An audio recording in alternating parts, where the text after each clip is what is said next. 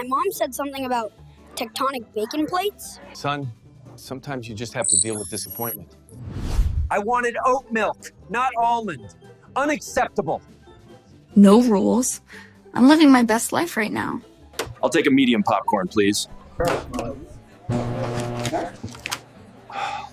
We all want to give our kids the best. The best opportunities, the best experiences, the best start in life. But here's the twist. Too much of a good thing can actually backfire.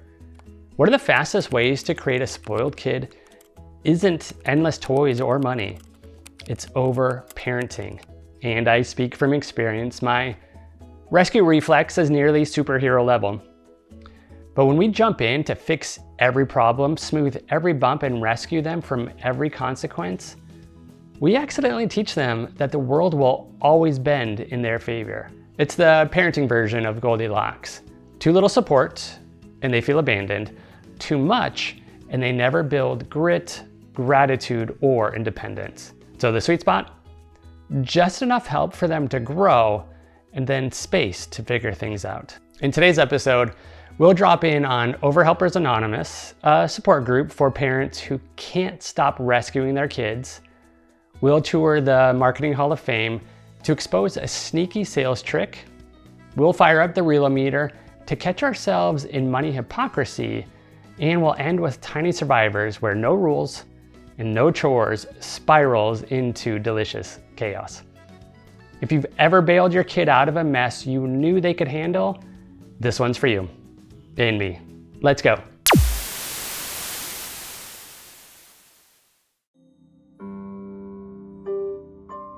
Letting go builds growth. Every time we rescue kids from effort or consequences, we rob them of resilience. Let them try. Let them fail. Let them learn so they can stand on their own tomorrow. Welcome back, everyone. I see some familiar faces. Hi, I'm Jane, and I always rescued my son whenever he forgot anything. Hi, Jane. I'm proud to say it's been 2 months since I last delivered a forgotten assignment to school. That's real progress, Jane. Did it feel hard at first? Oh, devastating. But I remembered what you said. Natural consequences are the real teacher. So I put the glue gun down. Yeah, I relapsed. I left a board meeting to bring a Lunchable. Sorry, I have to go. I'm coming, buddy. Kevin, thank you for your honesty. Let's go around the room. Impressive display, Dylan. What's the process that causes volcanic eruptions? My mom said something about tectonic bacon plates. Today, I'll be presenting Braxton's book report on holes. Do the voice, Grandma. Why isn't my son starting? I skipped every practice. They need to practice less. Billy stayed up late last night. Let's go. 2. Ethan, the answer is C. And remember, you're special. Ethan doesn't respond well to red pens. So you're applying for the job? He's really talented at unlocking Fortnite skins. Could the job include lunch?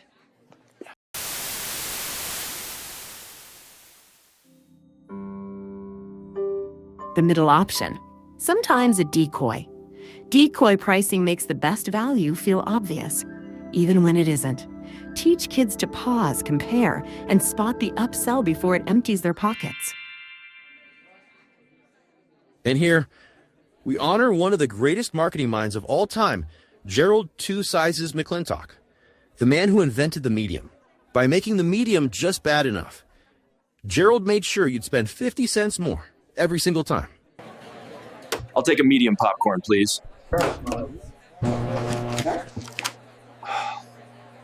He didn't sell snacks. He sold math FOMO, and business was booming.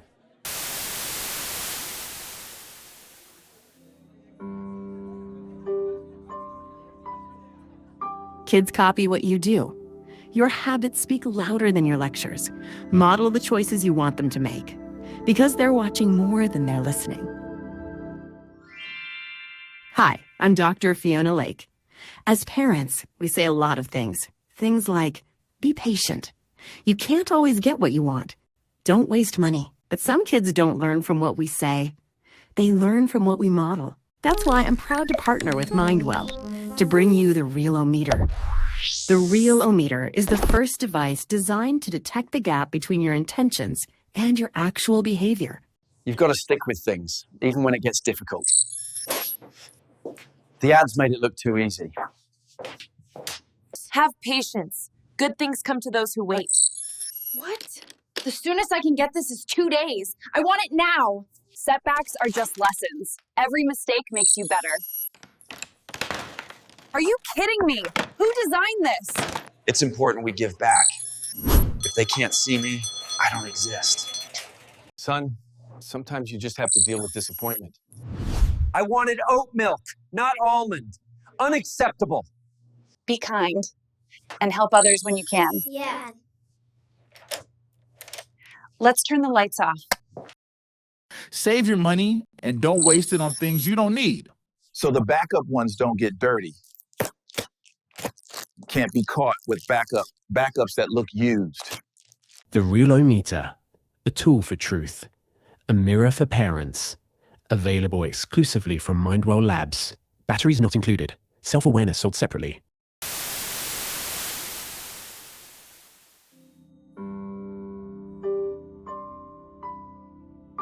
Freedom needs a framework. Rules and chores aren't there to ruin fun. They're the framework for independence. Without them, kids don't feel free. They feel lost. 20 kids, 1 island, no parents, no chores, and the only rule is that there are no rules. They said we were here to learn independence, which feels like a trap, but also, yes please. It's like if Willy Wonka and Roblox had a baby. I'm thriving. I packed 7 ring pops and my iPad. I don't see any problems here. They said we'd learn life skills, which, yeah.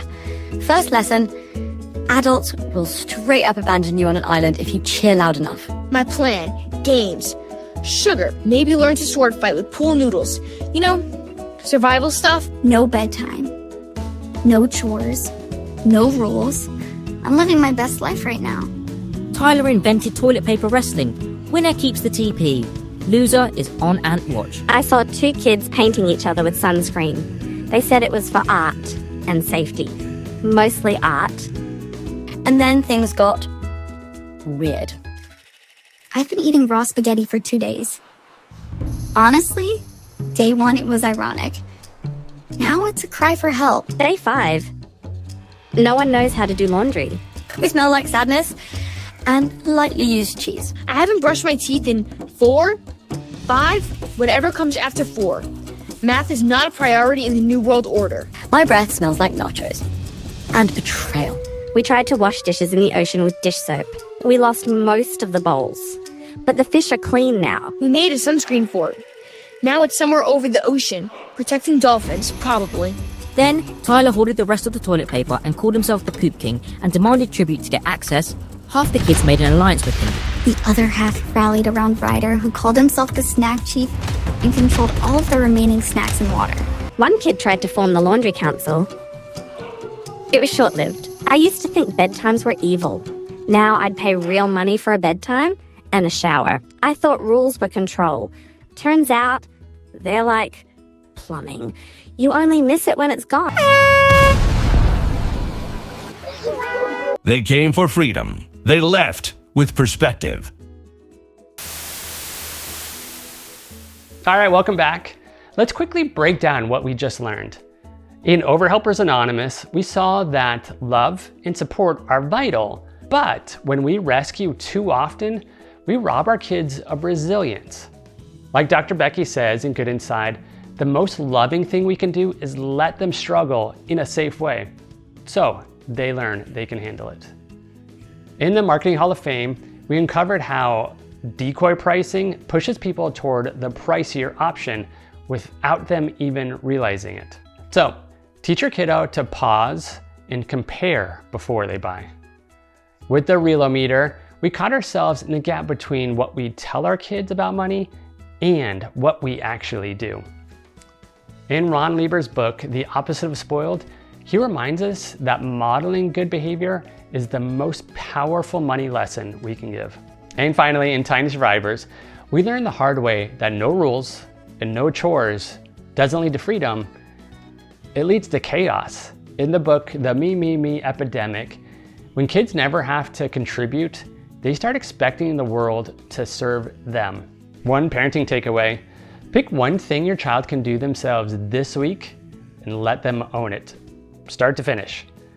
It could be making their own lunch, calling to ask a store for a refund, or figuring out how to save for something that they want. Then praise their effort, not just the outcome.